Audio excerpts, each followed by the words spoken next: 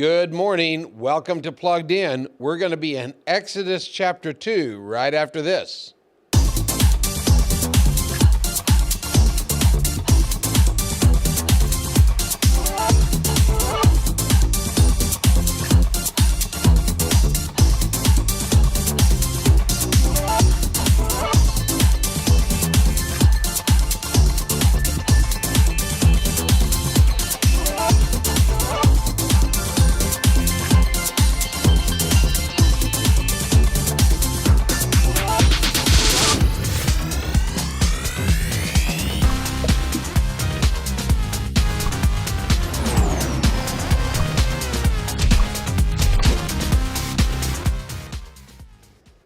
And good morning. We're glad that you are with us, and school is back in session for those kids who had been on spring break, as well as the teachers.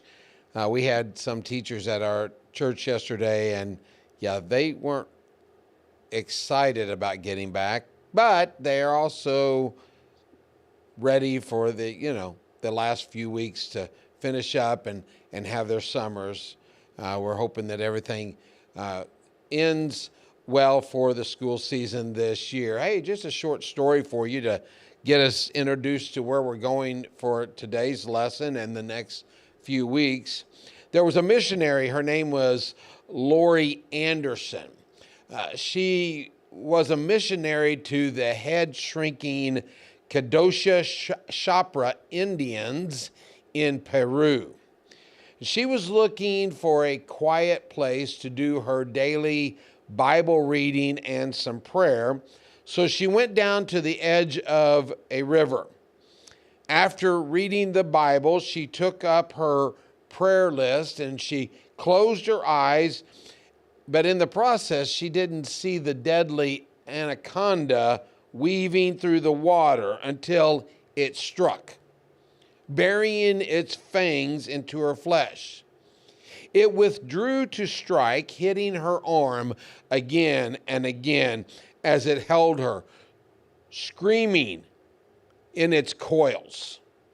It reared up for its death blows. Then suddenly, the giant snake, never known to release its prey, relaxed its grip and slithered off through the water.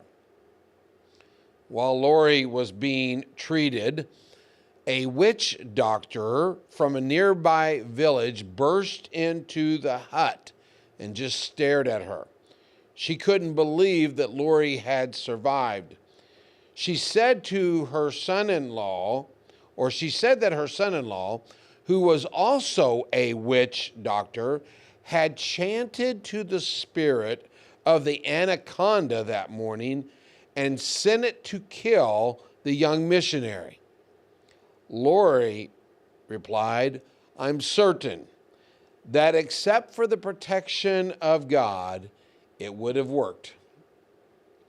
In our story that we're going to look at today that introduces us to one of those other great Old Testament heroes, Moses, we're going to find the ingenuity of a mom and the protection of God working hand in hand. So if you have your Bibles, you want to follow along, Exodus chapter 2, beginning verse 1. Now a man of the tribe of Levi married a Levite woman, and she became pregnant and gave birth to a son. And when she saw that he was a fine child, she hid him for 3 months. But when she could hide him no longer, she got a papyrus basket for him and coated it with tar and pitch. Then she placed the child in it and put it among the reeds along the bank of the Nile. These reeds would grow some 16 foot tall, so she knew if she put him in that basket, not only would he be protected from the water, but no one would probably see him protected by the reeds. His sister stood at a distance to see what would happen. Then Pharaoh's daughter went down to the Nile to bathe, and her attendants were walking through the riverbank. She saw the basket among the reeds, and she sent her servant to get it. She opened it and saw the baby. He was crying, and she felt sorry for him. "This is one of the Hebrew babies," she said. Then his sister asked Pharaoh's daughter, "Shall I go and get one of the Hebrew women to nurse the baby for you?" "Yes, go," she answered. So the girl went and got the baby's mother. Wow, what a neat little chain of events there. Pharaoh's daughter said to her, "Take this baby." Now she's talking to the mom. She said, "Take this baby and nurse him for me, and I will pay you." What a deal's going on there. So the woman took the baby, nursed him, and when the child grew older, she took him to Pharaoh's daughter, and he became her son. And she named him Moses. It's actually Pharaoh's daughter that named him Moses, saying, "I drew him out of the water."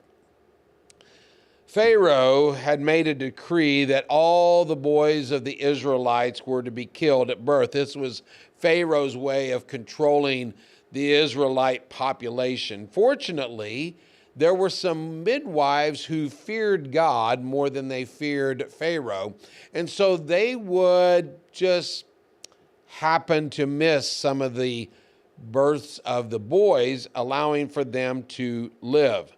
And this made Pharaoh even madder, and so he sent out another decree saying that any of the boys that were to be born were to be thrown into the Nile to drown. Well, Amram, that is Moses' mother, did all she could to hide the newborn son. But at the age of 3 months, it was getting a little harder. She knew that he would be found out. And because she knew that it would be wrong to destroy her son, and because she knew it was going to be impossible to change the mind of evil Pharaoh, she built a little boat.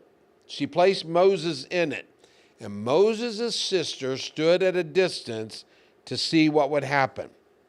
And by God's design, Moses was discovered by who other than Pharaoh's daughter, who gave Moses back to his mother to be nursed. And then a few years later, Pharaoh's daughter adopted Moses as her son. Now, we have been in the book of Genesis for the last few weeks talking about the story of Joseph. Before that, we talked a little bit about Noah and different individuals in the Bible of Hebrews chapter 11. And so as we wind this time down this morning, Hebrews chapter 11, verse 23 is on your screen. It's the hero of faith chapter. And so we're moving from the life of Joseph to the life of Moses. Now, we probably are not going to spend as long on the life of Moses as we would Joseph. I'm going to just hit a few of his highlights. But here's a part of the story that often is forgotten. I mean, we know what his mom did, but I love what the Hebrew writer did. He doesn't forget the faith of Moses' parents. He says this, "By faith, Moses' parents hid him for 3 months after he was born, because they saw that he was no ordinary child, and they were not afraid of the king's edict." Moses' parents trusted in God to protect their son's life. They were not just proud parents. They believed that God would care for him, and God will care for you as well. We're going to continue the story of Moses, hit some of the highlights of his life and the call that God had on his life to free a nation. Hope you'll join us each week. We'll be back next Monday for Plugged In and another story about Moses, a great hero of faith. Have a wonderful week.